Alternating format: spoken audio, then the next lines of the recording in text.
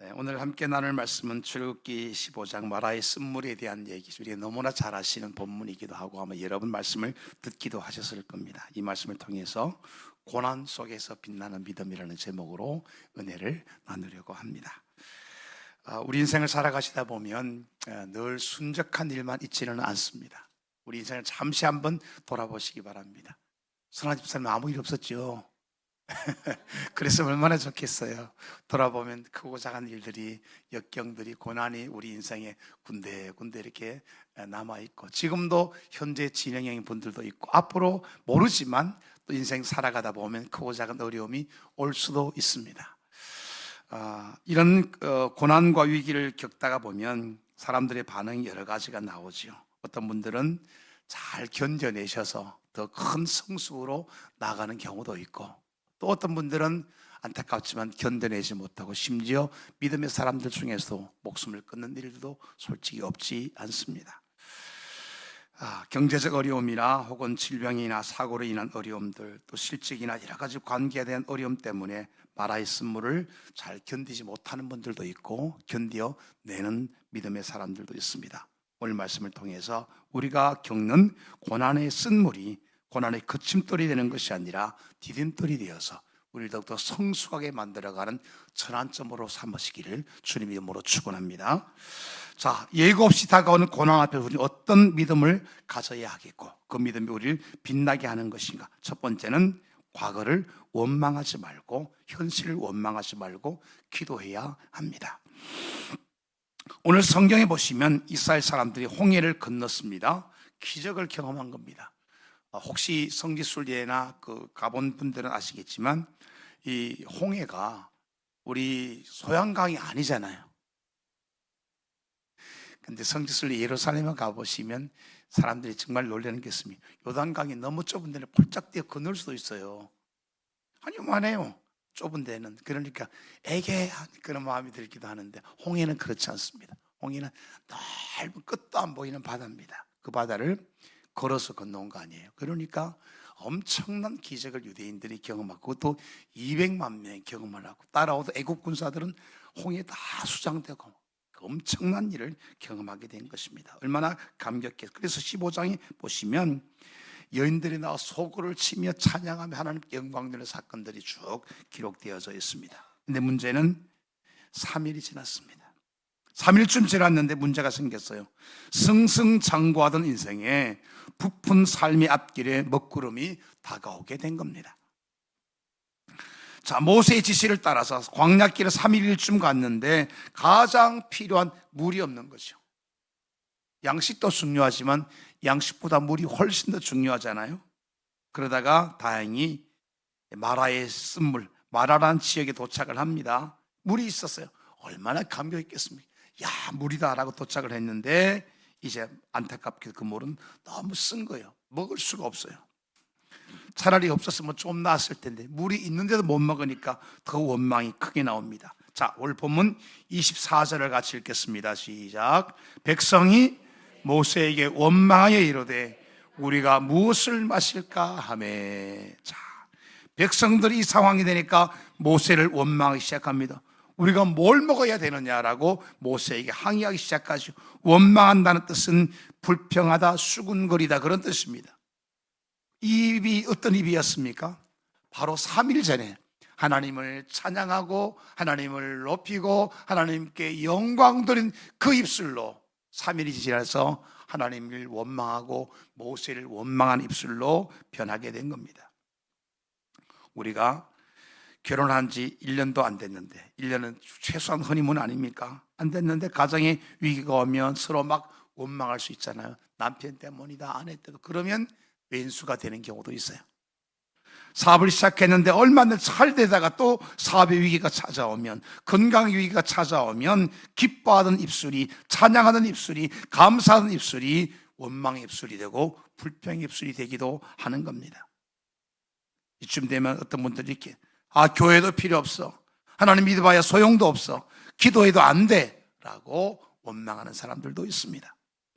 자, 그럼 원망하는 이유가 뭡니까? 24절을 읽어보셨습니다만 누구를 원망하죠? 백성들이 모세를 원망합니다. 왜? 모세가 책임자니까. 모세가 인도에 오고 가는 길이니까. 모세가 광야로 이끌었기 때문에 이런 결과가 나왔다는 거죠. 근데 이 일은 이미 벌어진 일이고 사실은 일어난 일입니다. 이 일을 가지고 누구 탓 책임 공방을 하기 시작하면 고난은 절대 우리에게 유익이 되지 못한다는 사실을 아셔야 합니다. 오히려 원수가 됩니다. 아이들이 집에서 키우는데 공부도 안 해. 맨날 쌈박질해. 그러다가 놀이터 갔다가 얼굴이 깨져가 들어왔어요. 그러면 제 남편은 애 안 보고 뭐 했어요? 당신은 뭐 했는데요? 이러다가 또 왼수가 되기도 하는 겁니다. 회사가 경영을 해 가는데 실적이 기대치 너무 못 미치는 거예요. 그럼 또 누구 책임이냐? 또 직원들끼리 왼수가 되는 경우도 있습니다. 교회도 그럴 수 있습니다. 교회도 어려움이 있잖아요. 그러면 원망 불평하고 목사님 탓하고 장로님 탓하다가 교인과 성도들끼리 또 성도와 성도들끼리 이런 어려움을 겪기도 하는 겁니다. 자, 이렇게 되면 절대 그 고난은 디딤돌이 되지 못합니다. 항상 걸림돌로만 작용을 해요. 결국 지도자를 원망하고 서로를 원망하다가 더 점점 어려운 상황을 자처하게 되는 겁니다. 하나님이 살아계신데 어떻게 우리 가정에 이런 일이 생깁니까? 하나님이 계시되 어떻게 우리 집안에, 우리 교회에, 우리 회사에, 우리 사업에 이런 일이 있습니까? 라고 할 수가 있는 거죠. 그래서 어떤 사람들은 하나님을 원망하다가 떠나는 경우도 있습니다. 그러나 오늘 지도자 모세는 어떻게 합니까? 이어서 25절 읽겠습니다. 모세가 여호와께 부르짖었더니 여호와께서 그에게 한 나무를 가르치시니 그가 물에 던지니 물이 달게 되었더라. 거기서 여호와께서 그들을 위하여 법도와 윤리를 정하시고 그들을 시험하실세. 아멘. 여기 보니까 모세가 한 태도는 뭡니까? 여호와께 부르짖었더니, 백성들은 모세를 원망하고 모세는 하나님께 부르짖어 기도합니다. 찬양하고 기뻐하던 입술이 고난 가운데서 인생의 쓴물이 오니까 이제는 기도하는 입술로 변해지게 되는 것을 보는 것이죠. 백성들이나 똑같은 입술 아닙니까? 모세 입술은 다릅니까? 똑같습니다. 그런데 차이가 나요. 이것이 바로 성숙한 사람과 미성숙한 사람의 차이일 수 있고 지도자와 백성의 차이일 수 있습니다. 고난을 디딤돌로 삼아 인생을 빛나게 하는 사람의 차이와 또 고난을 거침돌이 되어 인생을 점점 망가뜨리는 사람의 차이라고 할 수가 있는 겁니다. 범사에 원망하는 사람은 절대 리더가 될 수 없습니다. 그것이 부정적인 사람과 긍정적인 사람의 차이이기도 하고 실패하는 사람과 성공하는 사람의 차이이기도 합니다. 하나님 편에 서 있는 사람과 사람 편에 서 있는 사람의 차이일 수도 있습니다. 기도하면 쓴물이 단물로 변하고 고난이 오히려 그 고난을 빛나게 한다는 보석과 같이 만들어 가는 것입니다. 이미 일어난 일은 내 마음대로 안 됩니다. 중요한 것은 그 일을 대하는 우리의 태도가 어떠하냐라는 것이요. 어떤 태도를 갖느냐에 따라서 미래가 달라지고 과거가 새롭게 해석이 되는 겁니다. 쓴물이 오고 장애물이 다가오면 하나님의 힘을 의존하는 사인으로 우리는 받아야 합니다. 아, 기도하라고 하는 거구나. 기도할 때구나. 우리 연수 성도님 얼마나 열심히 기도했겠어요? 할렐루야. 예. 하나님이 기도 왜 빨리 아이가 안 올까? 그러지 않았겠어요? 나이도 있는데 하나님 언제입니까? 그렇게 기도해 왔을 거예요. 그런데 하나님 때가 되니까 그 기도에 응답하셔서 잉태의 큰 복을 누리게 되지 않습니까? 이처럼 일어난 일은 우리 마음대로 할 수 없어요. 중요한 것은 그 일을 대하는 우리의 태도입니다. 어떤 태도를 가지느냐에 따라 달라집니다. 왜 이런 일이 생겼냐라고 묻지 말고 하나님 어떻게 해야 하겠습니까? 라고 기도를 해야 하는 겁니다. 누가 잘못해서 이런 일이 생겼느냐라고 접근해서는 안 됩니다. 우리는 연약하기 때문에 하나님이 기도하라고 하시는구나. 원망할 힘이 있다면, 원망할 입술이 있다면 그 입술로 하나님을 기도하고 하나님께 찬양해야 합니다. 고난의 때 원망하면 고난은 절대 보석이 안 됩니다. 고난을 빛나는 보석으로 만들기 위해서는 반드시 우리는 기도의 무릎으로 나아가야 하는 것입니다. 어떤 일이든지 일어난 일은 원망한다고 달라질 것이 하나도 없습니다. 무조건 기도해야 합니다. 단순하게 기도해야 합니다. 계속 기도해야 합니다. 끝까지 기도해야 합니다. 포기하지 말고 기도해야 합니다. 크고 작은 문제로 어려움 당하는 분들 우리 쪽에도 왜 없겠습니까? 원인 누구 때문이야? 라고 하지 마시고, 그러면 원망만 생겨요. 하나님이 기도하라고 하시는구나, 기도하라고 하시는구나, 이때가 기도할 때구나. 야고보 5장 15절에 믿음의 기도는 병든 자를 구원하리니 주께서 저를 일으키시리라. 하나님은 믿음의 기도에 병자도 고치시고 믿음의 기도에 문제도 해결해 주시는 줄 믿습니다. 어떤 때는 문제 해결 안 되면 내 믿음이 달라져서 능히 감당할 수 있게도 하시는 겁니다. 어떤 사람 때문에 손해보고 어떤 사람 때문에 고통당한 사람이 있습니까? 도저히 용서해주고 싶지 않은 원수 같은 사람이 있습니까? 원망하지 말고 기도하시기 바랍니다. 마태복음 5장 44절에 나는 너에게 이르노니 너희 원수를 사랑하며 너희를 핍박하는 자를 위하여 기도하라고 했습니다. 환난을 당하고 고통을 당하고 어려움 당할 때 낙심하거나 원망하지 마시기 바랍니다. 로마서 12장 12절은 소망 중에 즐거워하며 환난 중에 참으며 기도에 항상 힘쓰라고 하십니다. 빌립보 4장 6절은 아무것도 염려하지 말고 오직 모든 일에 너희 기도와 간구로 너희 구할 것을 감사함으로 하나님께 아뢰라라고 우리에게 촉구하고 있습니다. 기억하십시다. 내 인생길에 말하였음을 허락하신 분이 누구십니까? 하나님이십니다. 25절 그들을 시험하실세, 저들을 말하였음을 하나님이 연단하시는 겁니다. 마귀의 시험은 넘어지는 시험 아닙니까? 우리를 좌절하게 하는 시험이고 우리를 넘어뜨린 유혹의 시험은 마귀의 시험이지만 하나님은 연단의 시험입니다. 우리를 강하게 만드시려고 시험하는 거고 훈련시키려고 시험하시고 마침내 복을 주기 위함이신 줄 믿습니다. 그럼 우리가 어떻게 해야 되겠습니까? 하나님 우리에게 이 연단을 허락하셨다면 이 연단은 우리의 믿음을 바라보는 것이고 우리를 훈련시키는 과정인 거예요. 그때 원망하면 되겠습니까? 그때 인내하고 기도하면 하나님이 놀라운 역사를 경험하죠. 요셉은 형님들에게 거절당하는 쓴물을 맛보았습니다. 인신매매 당하는 쓴물을 맛보았습니다. 감옥에 들어가는 쓴물을 맛보았습니다. 그러나 그 과정을 통해 원망치 않았더니 하나님 그의 기도를 들으시고 총리로 그를 세워 주셨습니다. 다니엘도 욥도 다윗도 야곱도 아브라함도 마찬가지입니다. 그들마다 뜨거운 영광로를 통과하게 하셨습니다. 고난의 영광로입니다. 금을 품고 있는 돌은 그대로 버려지면 아무짝에 쓸데가 없습니다. 그러나 영광로에 들어가면 금이 다 추출되어서 금 같은 결과물을 내는 것이요. 버려진 돌도 조각가의 손에 붙들려 쪼아지고 잘려지면 위대한 작품이 되는 겁니다. 감은 서리에 마시면 맛이 더 깊어집니다. 바람이 불어야 연이 높이 올라갑니다. 비 온 후에 새순이 더욱 잘 자랍니다. 햇빛이 내리면 짙은 안개도 그치는 겁니다. 어두운 밤일수록 별은 더 잘 보입니다. 하나님은 하나님의 사람으로 위대하게 쓰시려고 우리를 연단하고 훈련하고 계십니다. 위대한 일을 하는 사람일수록 더 강한 훈련이 필요하기 때문이죠. 그러므로 쓴물을 만났다고 원망하지 마시기 바랍니다. 쓴물은 따라합시다. 쓴물은 기회다. 그렇습니다. 시편 기사 119편에 보니까 고난당하는 것이 내게 유익이라 말로만 우리가 이론적으로 너무나 잘 알아요. 근데 막상 당하면 하나님 유익이라 고백이 잘 안 나와요. 시편 기자가 고백합니다. 고난당한 것이 내게 유익이라 내가 이로 인하여 주의 율례를 주의 법도를 주의 섭리를 배우게 되었습니다 라고 고백하십니다. 바울은 인내는 연단은 소망을 이루는 줄 안다고 했습니다. 나설과 병들었을 때 예수님은 네 병이 이 병이 죽을 병이 아니고 하나님의 영광을 드러낼 병이라고 말씀해 주십니다. 그러므로 우리는 여러 가지 시험을 당할 수 있고 시험 때문에 어려움을 겪을 수 있지만 그러나 성경 베드로전서에 보니까 너희가 여러 가지 시험으로 인하여 잠깐 근심하게 되지 않을 수 없었으나 오히려 크게 기뻐하도다.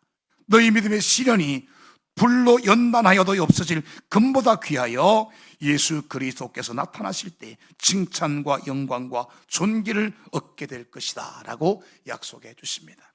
그러니 우리가 고난 가운데서 하지 말 것이 바로 원망, 불평, 탓하는 일입니다. 그리고 할 일은 오직 기도하는 일인 줄 믿습니다. 두 번째는 포기하면 안 됩니다. 포기하지 말고 말씀대로 순종하며 나아가셔야 합니다. 자, 문제가 생기면 그 문제에 대해서 어떻게 대처하느냐가 이 문제와 우리의 미래가 결정이 되는 것 아닙니까? 이스라엘 백성이 어떻게 합니까? 24절 보셨죠? 원망하며 우리가 무엇을 마실까? 뭘 먹으라고 그래? 이런 얘기입니다. 뭘 먹으라고? 이것은 마실 물을 찾는 것이 아닙니다. 앉아서 머리로만 마실 물이 있다고 포기하는 거죠. 지금 닥친 이 물이 없는 고난의 문제를 해결할 방법이 없다는 거 아닙니까? 포기하면 아무 일도 일어나지 않습니다. 안 하면 안 되는데, 그러나 시작하면 무슨 일이라도 일어나게 되는 겁니다. 매우 긍정적인 미국의 배우가 한 사람이 있었는데요, 오토바이 정비하는 빌리 오웬이라는 사람이었습니다. 그런데 암에 걸렸어요. 암 이름도 희한합니다. 부비동 미분화 암종 이런 게 걸렸습니다. 이 생존율이 10%밖에 안 된대요. 10명이면 9명은 죽는 암입니다. 비강이 막혀 호흡이 불가능해지는 병인데, 그래서 얼굴 절반을 가깝게 안구를 포함한 근육과 신경을 다 잘라냈대. 얼굴이 흉측하게 된 거예요. 살기는 살았어요, 기적같이. 근데 이 사람이 그 얼굴로 뭘 했겠냐? 영화 배우를 한 거예요. 영화 배우. 무슨 역이겠습니까? 주로 아주 공포 영화에 나오는 인물로. 왜? 분장할 필요가 없어요. 얼굴 자체가 공포스러워. 그렇게 자기 인생을 포기하지 않고 세워가는 유명한 인물도 있습니다. 모세는 어떻게 합니까? 25절에 하나님께서 한 나무를 지시하십니다. 이 나무 가지를 물에 넣어라. 사실 이 명령은 이해되지 않은 명령입니다. 물이 있어서 못 먹겠는데 나무까지 넣는다고 물이 해결되겠습니까? 마치 광야에서 독사한테 물렸는데 노뱀을 높이 매달아라. 뱀 쳐다본다고. 뱀이 징한데 뱀 때문에 물려가 죽겠는데 지금 뱀 쳐다본다고 뭐가 되겠습니까? 마치 그런 명령, 이해 안 되는 명령입니다. 사람들이 조롱을만 합니다. 이성적 판단으로 동의가 안 됩니다. 합리적이지도 않고 과학적이지도 않아요. 한 번도 경험한 적도 없는 말씀입니다. 그런데 모세는 그대로 그 말씀에 순종해서 나뭇가지를 물에 던져넣습니다. 그랬더니 쓴물이 단물로 바뀌었어요. 기도했으면 믿고 행해야 합니다. 기도 실컷 하고 에이구 기도한다고 되겠어요? 그런 사람이 얼마나 많은지 몰라. 그러니까 안 되지. 될 줄 믿고 가야지. 될 줄 믿고 가야지. 3일 전 홍해를 가를 때도, 지팡이를 들라고 했을 때도 모세는 엄청난 기적을 경험했습니다. 지팡이를 높이 들었더니 홍해가 쫙 갈라지기 시작하는 겁니다. 말씀을 믿고 나아가면 믿음대로, 그 믿음대로 하나님은 역사해 주십니다. 믿음은 말하는 것들의 실상이요 보지 못하는 것들의 증거인 줄 믿습니다. 여리고성 도는데 여리고성이 왜 무너지겠습니까? 말도 안 되는 소리죠. 그런데 무너집니다. 하나님의 말씀이니까 무너지는 거예요. 순종하니까 무너지고 행동하니까 무너지는 겁니다. 성경에 나온 하나님의 약속을 100% 믿고 실행하면 하나님이 그 믿음대로 역사하실 겁니다. 쓴물이 단물로 변하는 역사가 일어나는 거죠. 마태복음 6장에는 너희는 먼저 그의 나라와 그의 의를 구하라. 그리하면 이 모든 것을 너에게 더하시라고 약속해 주셨습니다. 그대로 해보는 겁니다. 하나님, 내가 주의 나라와 주의 의를 위해 내가 살아볼게요. 해보는 것이, 믿자도 본전은 아니에요.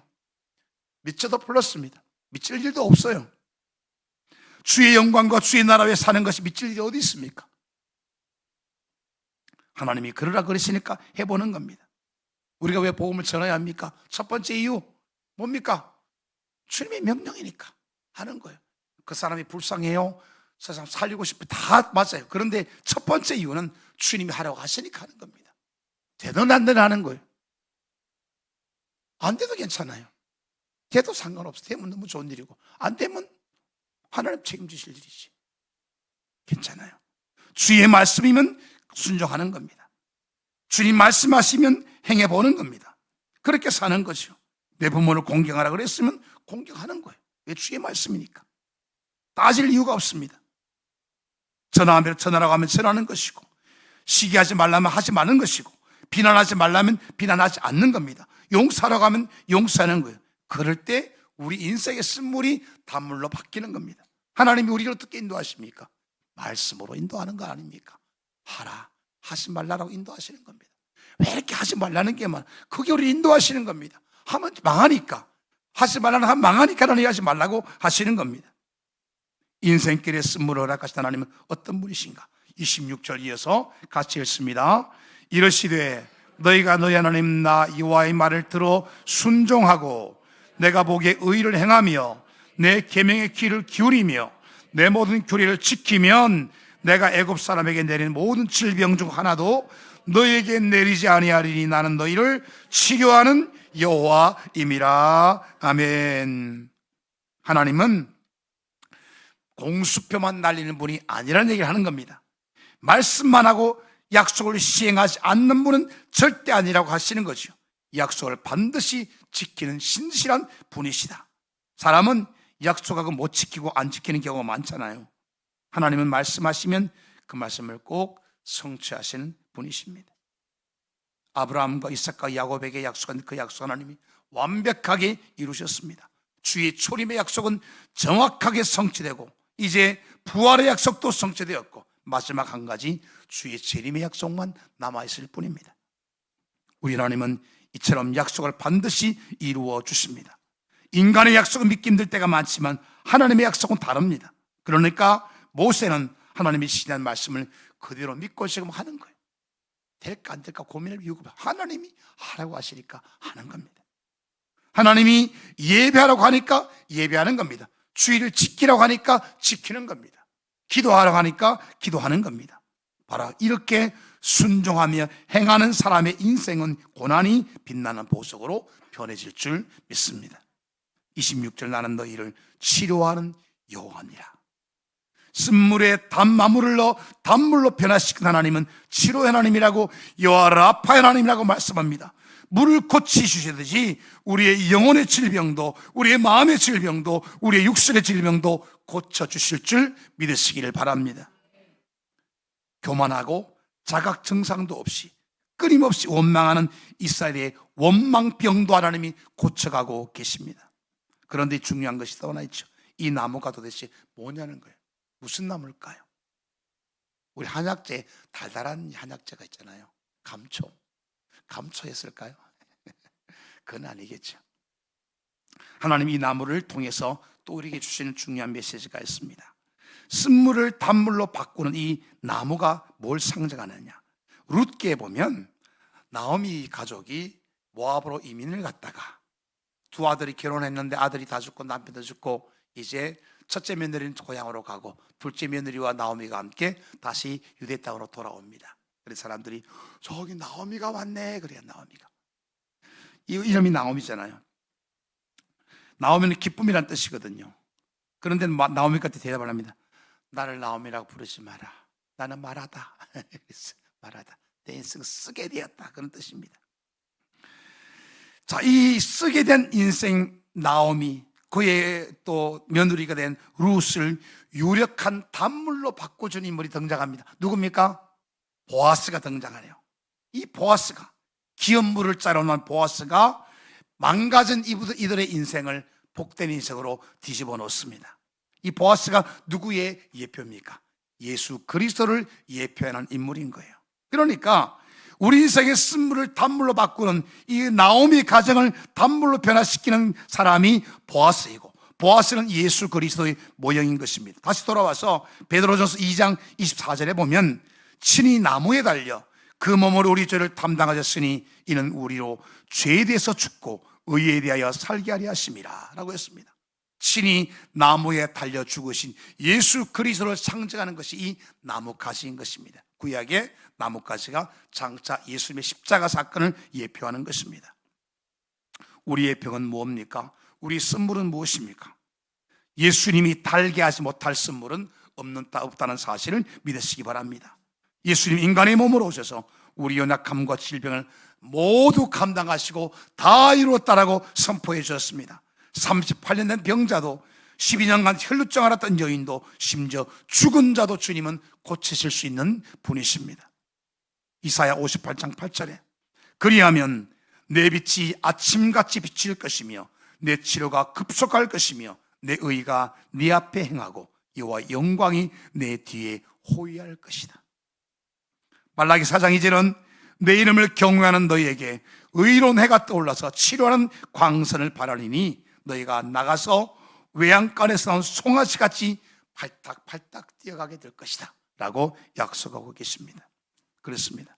우리는 두 번째로 포기하지 말고 말씀에 철저히 순종하며 행하심으로 우리 인생의 쓴물을 단물로 바꾸는 역사를 경험하실 수 있기를 바랍니다. 세 번째는 부정적인 상황일지라도 소망을 붙잡아야 합니다.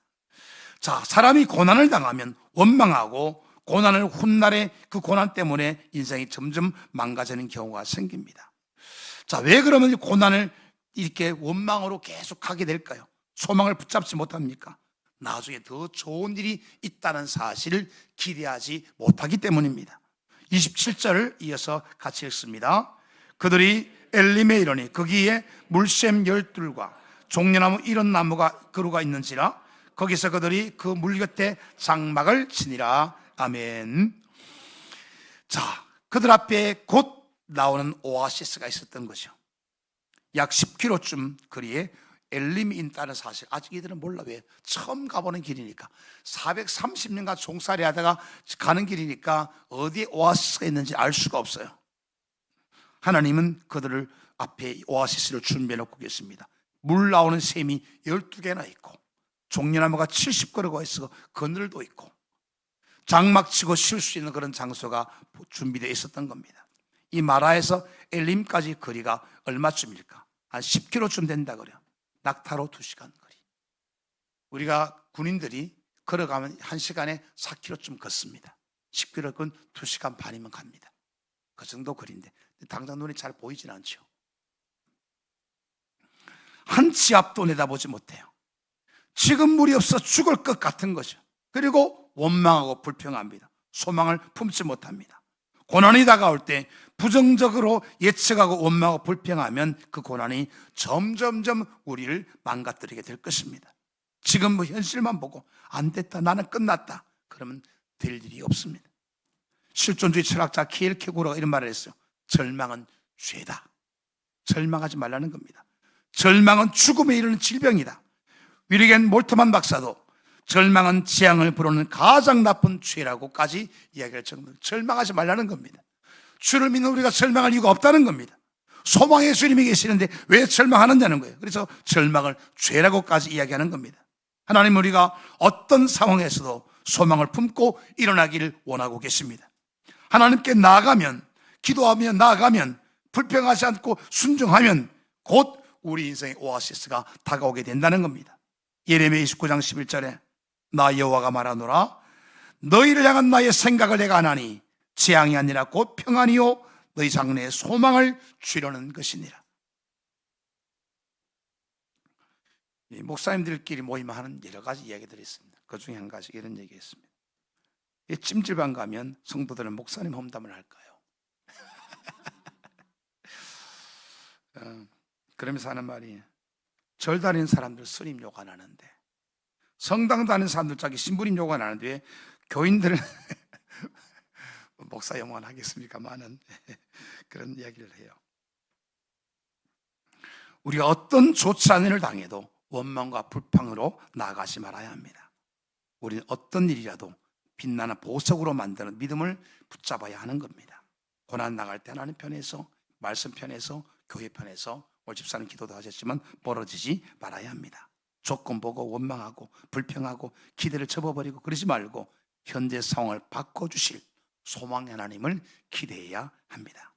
고난이 다가올 때 기대를 가지고 하나님께 더 가까이 나아가고 기도로 더 가까이 나아가면 하나님 우리에게 종려나무가 있고 물샘이 있는 오아시스를 예비해 주실 겁니다. 그 고난이 결과적으로 우리의 인생을 빛나게 만들게 되는 것입니다. 우리 인생은 고난 때문에도 풍요로우시고 하나님께 영광 돌리는 인생으로 변화된다는 얘기입니다.